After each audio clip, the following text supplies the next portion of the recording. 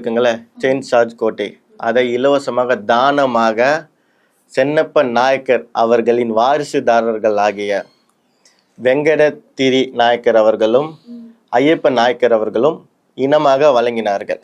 அதுக்காக ஆங்கிலேயர்கள் சென்னைக்கு சென்னப்ப நாயக்கர் பட்டினம் என்ற பெயரை தங்க தகத்தில் அச்சிடப்பட்டு கொடுத்தாங்க ஆதாரமாக.